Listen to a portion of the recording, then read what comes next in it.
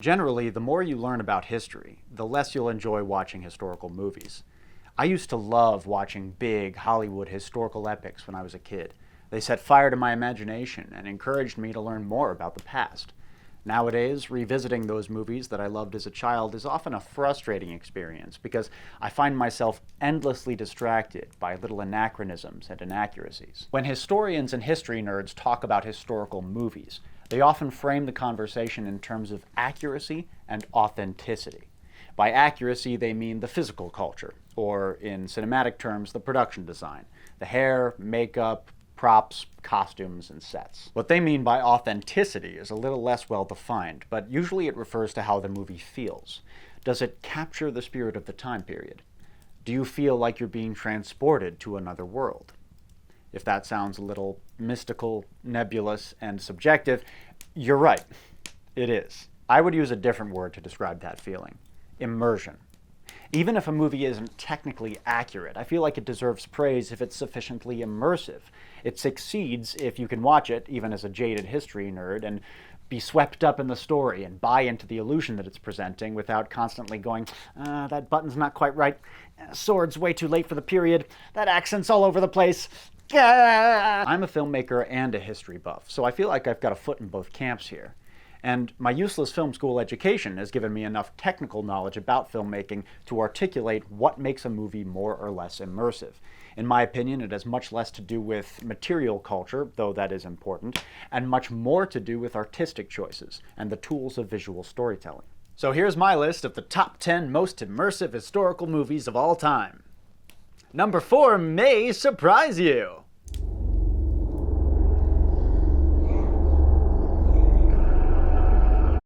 10. Andrei Rublev.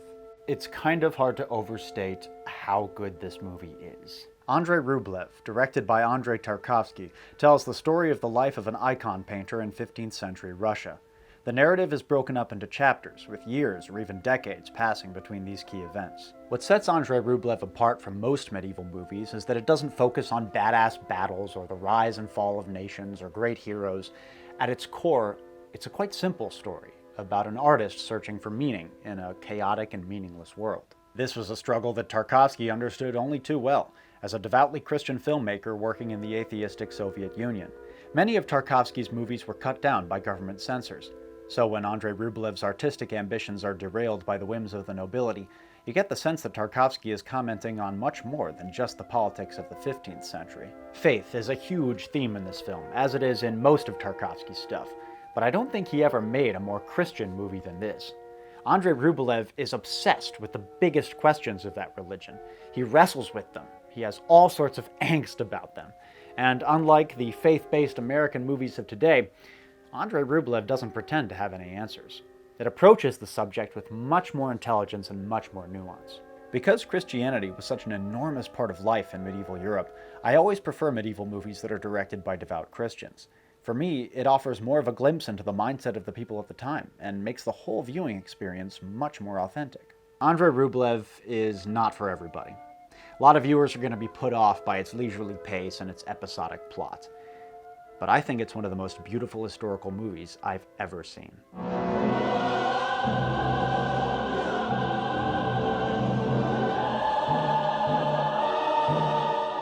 9. Das Boot. Imagine that you're living for months on end in a 200-foot-long iron coffin with 56 of the most annoying roommates in the world, with a really good chance that you could die horribly at any moment. And you thought quarantine was bad. This movie manages to be both a super believable portrayal of daily life on a U-boat and a surreal, nightmarish descent into hell at the same time. When we first meet our characters, they're clean-shaven and immaculately groomed, but over the course of their war patrol in the Battle of the Atlantic, their beards grow out, their hair gets long and greasy, bags appear under their eyes, they're pale, malnourished skeletons by the end. The makeup and costuming feel so real, you can almost smell the BO.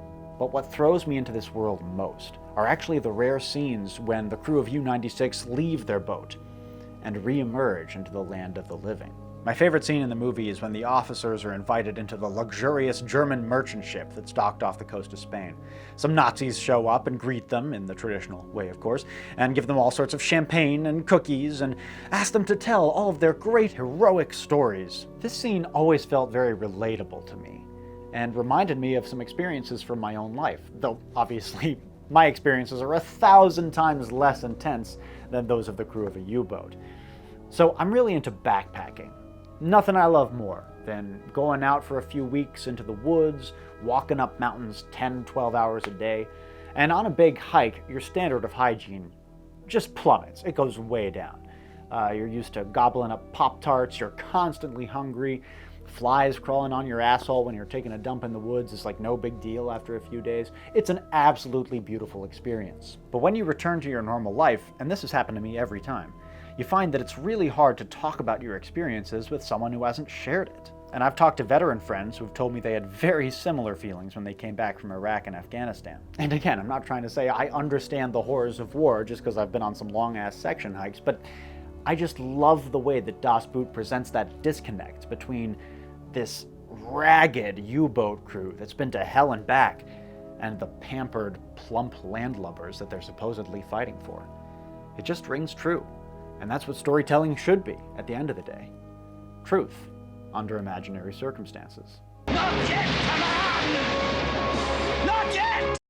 8. The Lighthouse. In my opinion, Robert Eggers is the best director of historical fiction working today. His awesome first movie, The Witch, very nearly made it onto this list, and it's the best depiction of 17th century New England that's ever been done on film. So far.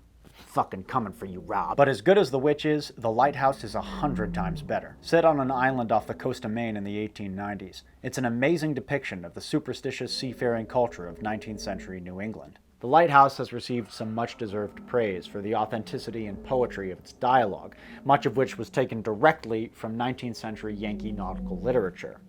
But I think what makes this film truly immersive, at least for me, is the cinematography. It was shot on 35mm black and white film, using a narrow 1:19:1 aspect ratio.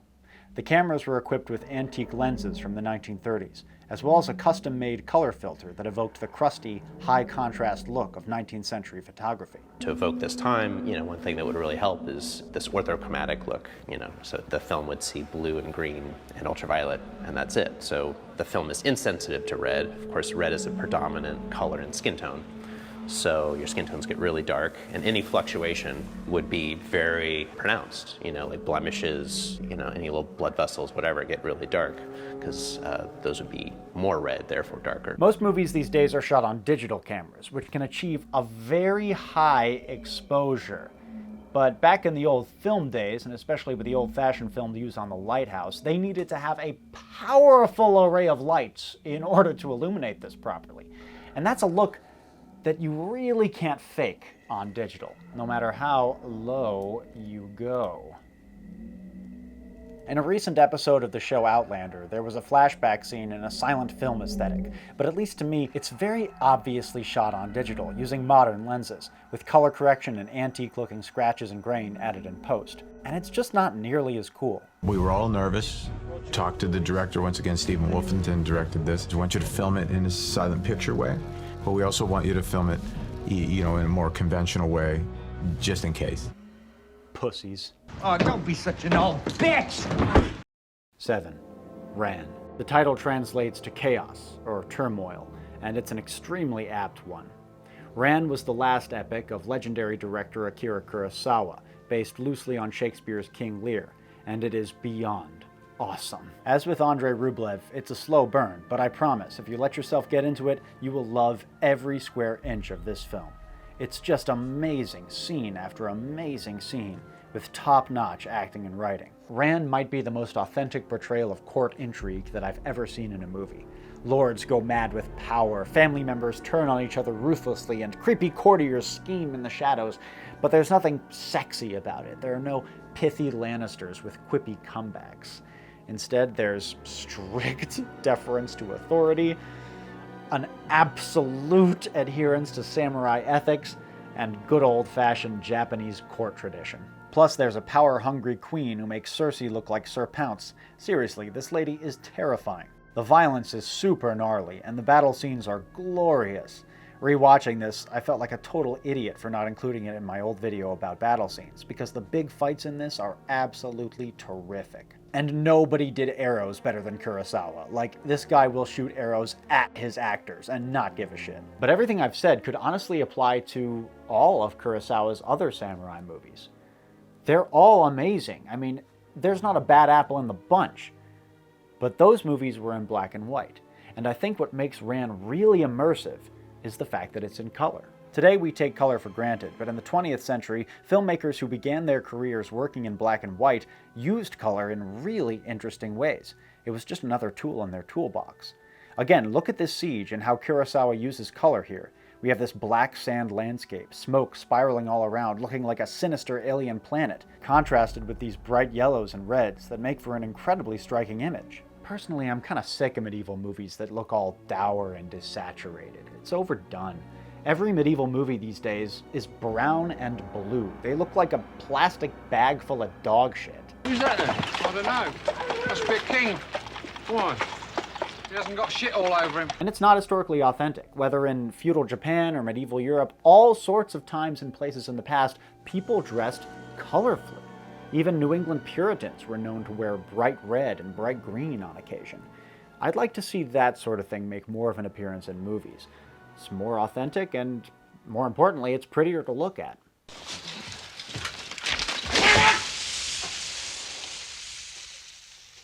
Six, Master and Commander. This movie is the definition of class. On paper, Master and Commander is a movie you've seen before. British dudes on a boat, pretty much. But it's never been done so well. It doesn't hurt that it's based on some of the finest historical fiction ever written, and I will never not be mad that this film doesn't have at least 10 sequels. What really makes this film immersive for me is the acting. I don't think Russell Crowe has ever done a better performance. It's understated. He doesn't have any big crying scenes, he doesn't even raise his voice all that much, but he's completely convincing as the charismatic and capable Captain Jack Aubrey. His foil is of course Paul Bettany, who plays physician and naturalist Stephen Maturin. They're the classic odd couple. Sailor and scientist, jock and nerd. They couldn't be more different, and yet they share a heartfelt and touching friendship. Their performances are completely rooted in the time period. These are upper-class, Napoleonic-era naval nautical gentlemen, after all, and a stiff upper lip is compulsory.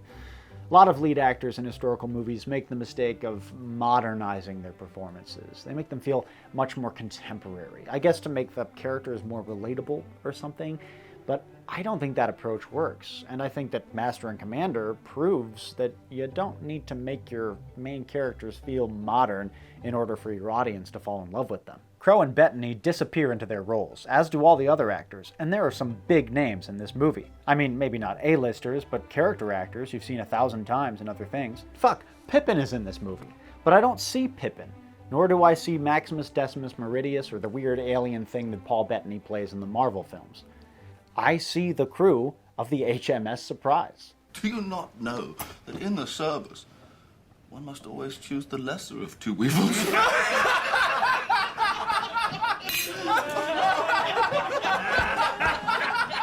5.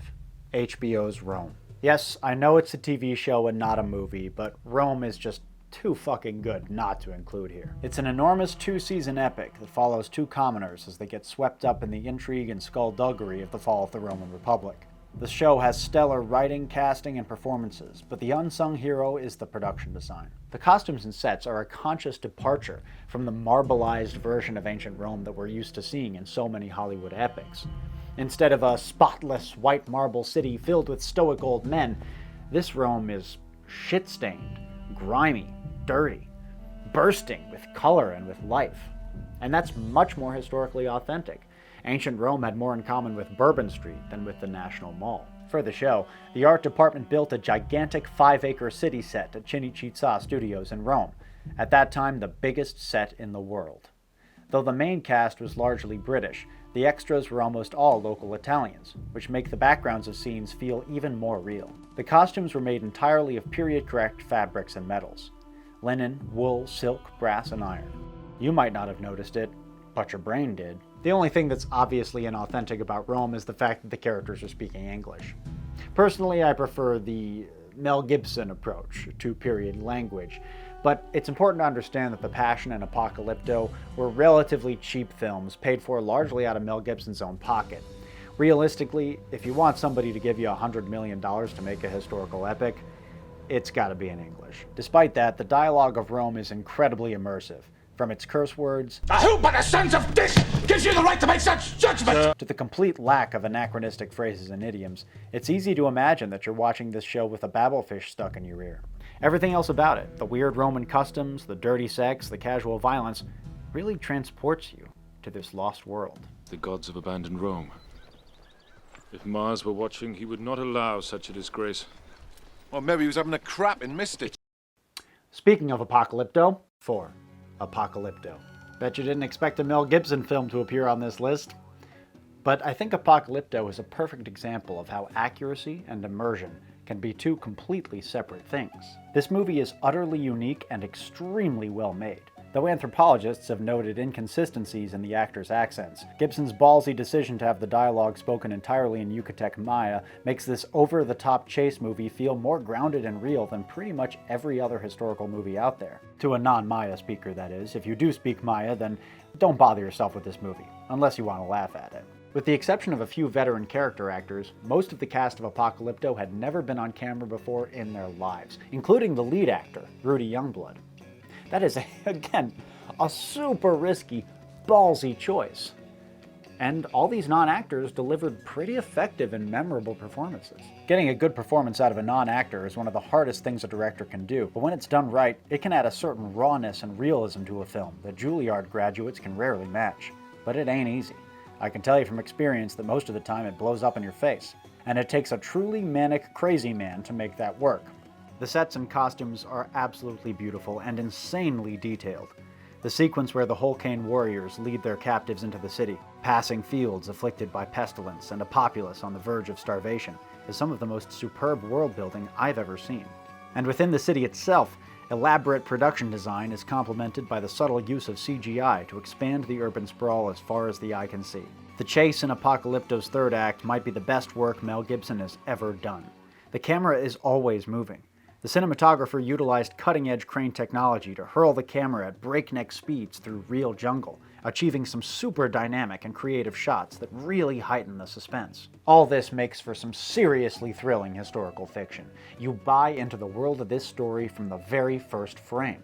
And that's an amazing technical achievement, especially considering that among historians and anthropologists, this film is universally reviled. Yeah, even taking into account artistic license, Apocalypto is a piss-poor representation of Mayan civilization. But in terms of audience immersion, it's almost unmatched.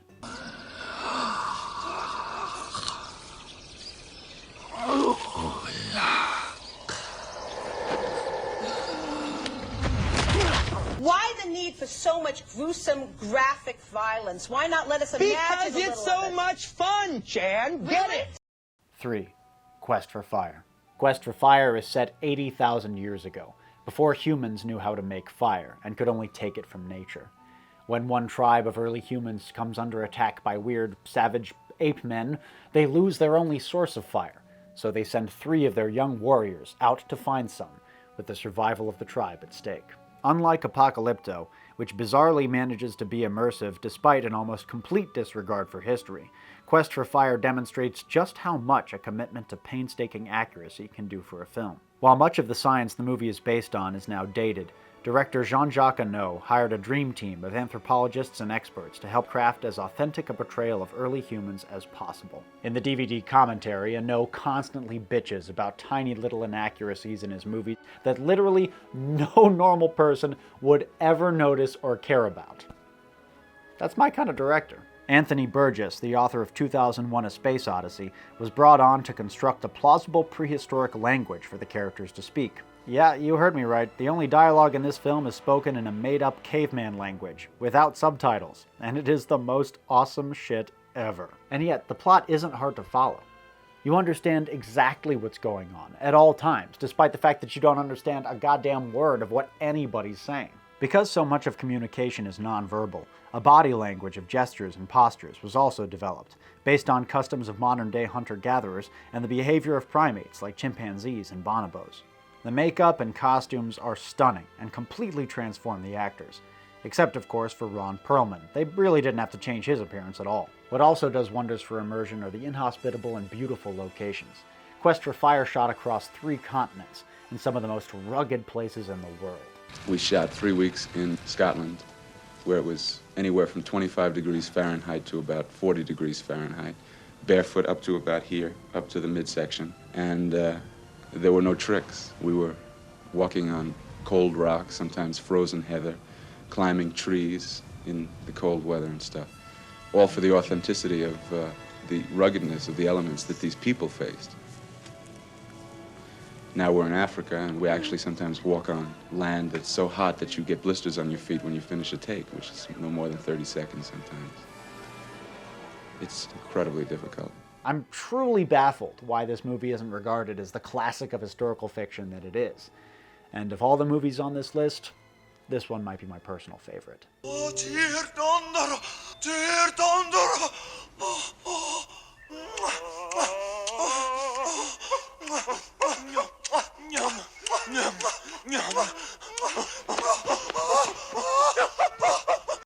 Two, Come and See. Come and See is quite simply the best war movie ever made. It follows a Belarusian teenager who joins a partisan group during the Nazi occupation of the Soviet Union. And it all goes downhill from there. Honestly, the less said about the plot of this film, the better. You can't really explain this movie, you just have to experience it. There are lots of movies that emphasize the tragedy and brutality of war, but it's never been done so unflinchingly, so unapologetically. It's harrowing, haunting, and at times extremely hard to watch. Come and See exudes evil with every frame, and it just fills you with unspeakable dread. And as I've said before, that's how every war movie should feel. War doesn't look like this.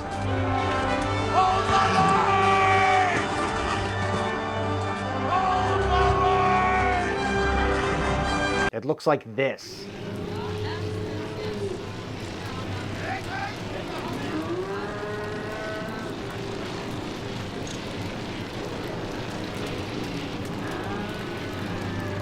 This movie is so disturbing that I'm not even going to show you clips from the worst bits. And I know you think you're a tough guy because you've seen Cannibal Holocaust, but it's different when you know that what you're watching is an unexaggerated depiction of actual events.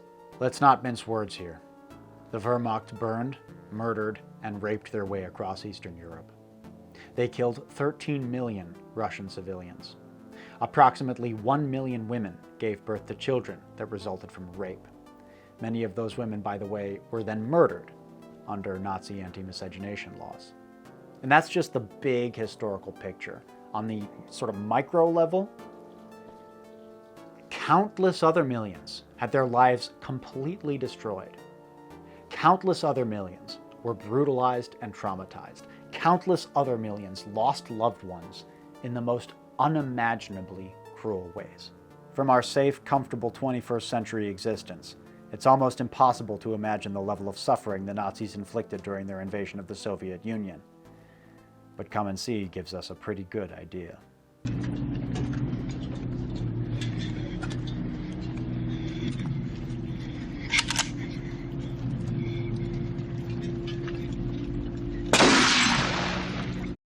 One, Barry Lyndon.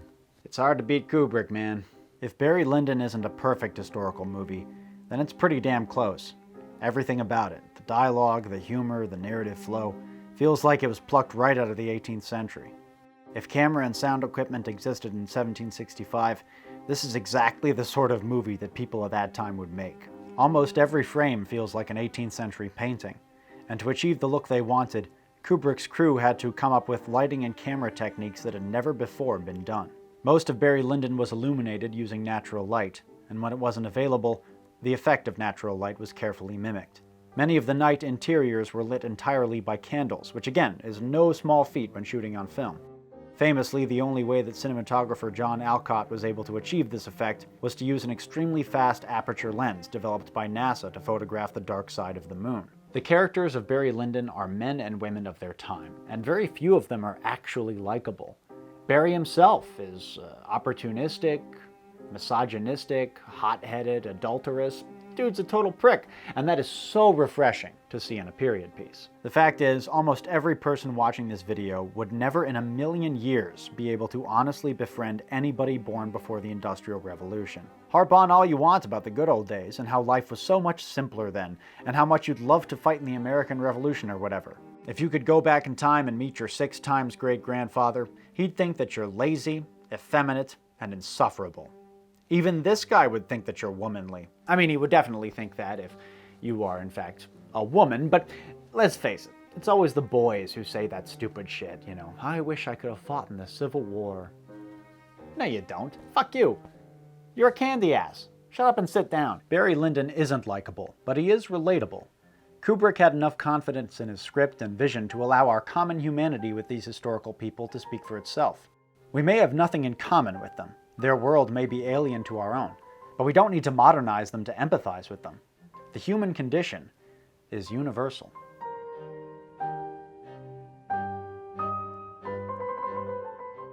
Well, I hope you enjoyed that glorified list of movie recommendations. I don't know if you've noticed recently, but this channel's kind of been blowing up. Like 3 weeks ago, I had 5,000 subscribers, and it was actually around then, around the time that I made that Witcher 3 spoof video. And I was talking to my girlfriend, and I was saying, like, I don't know, babe, like, this YouTube thing, it's just such a time and money pit, and I love my audience, but not enough people are really watching to make this viable, you know, just not a good productive use of my limited time on this planet, right? And she said, no, you got to stick with it. Your stuff's really good. You know, it's only a matter of time before all that hard work pays off. And now, thanks to my generous patrons, but there they are.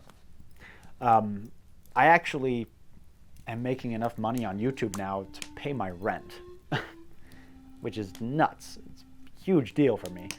And the possibility that sometime, hopefully soon, I'll be able to make this into a full-time job is, I mean, that's not crazy now. You know, it's kind of sort of a tangible thing that, like, may very well happen. So, I mean, that's awesome. And there's a lot of people who helped me, like, along the way and who encouraged me. But babe, you're definitely the sexiest, and I can't thank you enough. Yes, even sexier than Brandon. I love you, sweetie.